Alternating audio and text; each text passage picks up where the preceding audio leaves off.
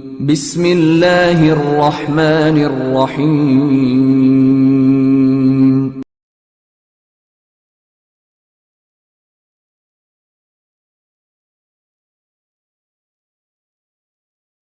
ہرقل شاہ روم نے ابو سفیان سے کہا، میں نے تم سے پوچھا تھا کہ اس رسول کے ماننے والے بڑھ رہے ہیں یا گھٹ رہے ہیں؟ تو نے جواب میں بتلایا کہ وہ بڑھ رہے ہیں۔ ٹھیک ہے، ایمان کا یہی حال رہتا ہے یہاں تک کہ وہ پورا ہو جائے۔ اور میں نے تجھ سے پوچھا تھا کہ کوئی اس کے دین میں آ کر پھر اس کو برا جان کر پھر جاتا ہے؟ تو نے کہا نہیں۔ اور ایمان کا یہی حال ہے، جب اس کی خوشی دل میں سما جاتی ہے تو پھر اس کو کوئی برا نہیں سمجھ سکتا۔ صحیح بخاری حدیث نمبر 51۔ حضور اکرم صلی اللہ علیہ وسلم فرماتے تھے، حلال کھلا ہوا ہے اور حرام بھی کھلا ہوا ہے، اور ان دونوں کے درمیان بعض چیزیں شبے کی ہیں جن کو بہت لوگ نہیں جانتے کہ حلال ہیں یا حرام۔ پھر جو کوئی شبے کی چیزوں سے بھی بچ گیا اس نے اپنے دین اور عزت کو بچا لیا، اور جو کوئی ان شبے کی چیزوں میں پڑ گیا اس کی مثال اس چرواہے کی ہے جو شاہی محفوظ چراگاہ کے آس پاس اپنے جانوروں کو چرائے۔ وہ قریب ہے کہ کبھی اس چراگاہ کے اندر گھس جائے اور شاہی مجرم قرار پائے۔ سن لو، ہر بادشاہ کی ایک چراگاہ ہوتی ہے، اللہ کی چراگاہ اس کی زمین پر حرام چیزیں ہیں، بس ان سے بچو۔ اور سن لو، بدن میں ایک گوشت کا ٹکڑا ہے، جب وہ درست ہوگا سارا بدن درست ہوگا، اور جہاں بگڑا سارا بدن بگڑ گیا۔ سن لو، وہ ٹکڑا آدمی کا دل ہے۔ صحیح بخاری حدیث نمبر 52۔ عبد القیس کا وفد جب حضرت صلی اللہ علیہ وسلم کے پاس آیا تو آپ نے پوچھا کہ یہ کون سی قوم کے لوگ ہیں یا یہ وفد کہاں کا ہے؟ انہوں نے کہا کہ ربیعہ خاندان کے لوگ ہیں۔ آپ صلی اللہ علیہ وسلم نے فرمایا، مرحبا اس قوم کو یا اس وفد کو، نہ ذلیل ہونے والے نہ شرمندہ ہونے والے، یعنی ان کا آنا بہت خوب ہے۔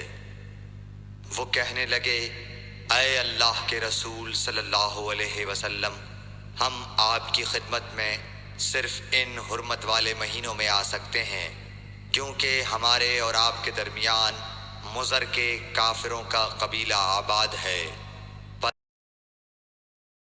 بس آپ ہم کو ایک ایسی قطعی بات بتلا دیجئے جس کی خبر ہم اپنے پچھلے لوگوں کو بھی کر دیں جو یہاں نہیں آئے، اور اس پر عمل درآمد کر کے ہم جنت میں داخل ہو جائیں۔ اور انہوں نے آپ سے اپنے برتنوں کے بارے میں بھی پوچھا۔ آپ صلی اللہ علیہ وسلم نے ان کو 4 باتوں کا حکم اور 4 قسم کے برتنوں کو استعمال میں لانے سے منع فرمایا۔ ان کو حکم دیا کہ ایک اکیلے خدا پر ایمان لاؤ۔ پھر آپ صلی اللہ علیہ وسلم نے پوچھا کہ جانتے ہو ایک اکیلے اللہ پر ایمان لانے کا مطلب کیا ہے؟ انہوں نے کہا کہ اللہ اور اس کے رسول ہی کو معلوم ہے۔ آپ نے فرمایا کہ اس بات کی گواہی دینا کہ اللہ کے سوا کوئی معبود نہیں، اور یہ حضرت محمد صلی اللہ علیہ وسلم اس کے سچے رسول ہیں، اور نماز قائم کرنا اور زکوٰۃ ادا کرنا اور رمضان کے روزے رکھنا، اور مال غنیمت سے جو ملے اس کا 5واں حصہ مسلمانوں کے بیت المال میں داخل کرنا۔ اور 4 برتنوں کے استعمال سے آپ صلی اللہ علیہ وسلم نے ان کو منع فرمایا، سبز لاکھی مرتبان سے، اور کدو کے بنائے ہوئے برتن سے، لکڑی کے کھودے ہوئے برتن سے، اور روغنی برتن سے، اور فرمایا کہ ان باتوں کو حفظ کر لو اور ان لوگوں کو بھی بتلا دینا جو تم سے پیچھے ہیں اور یہاں نہیں آئے ہیں۔ صحیح بخاری حدیث نمبر 53۔ حضرت صلی اللہ علیہ وسلم نے فرمایا، عمل نیت ہی سے صحیح ہوتے ہیں یا نیت ہی کے مطابق ان کو بدلہ ملتا ہے، اور ہر آدمی کو وہی ملے گا جو نیت کرے گا۔ بس جو کوئی اللہ اور اس کے رسول کی رضا کے لیے ہجرت کرے اور اس کی ہجرت اللہ اور اس کے رسول کی طرف ہوگی، اور جو کوئی دنیا کمانے کے لیے یا کسی عورت سے شادی کرنے کے لیے ہجرت کرے گا تو اس کی ہجرت انہی کاموں کے لیے ہوگی۔ صحیح بخاری حدیث نمبر 54۔ حضرت صلی اللہ علیہ وسلم نے فرمایا، جب آدمی ثواب کی نیت سے اپنے اہل و عیال پر خرچ کرے بس وہ بھی اس کے لیے صدقہ ہے۔ صحیح بخاری حدیث نمبر 55۔ حضرت صلی اللہ علیہ وسلم نے فرمایا، بے شک تو جو کچھ خرچ کرے اور اس سے تیری نیت اللہ کی رضا حاصل کرنی ہو تو تجھ کو اس کا ثواب ملے گا، یہاں تک کہ اس پر بھی جو تو اپنی بیوی کے منہ میں ڈالے۔ صحیح بخاری حدیث نمبر 56۔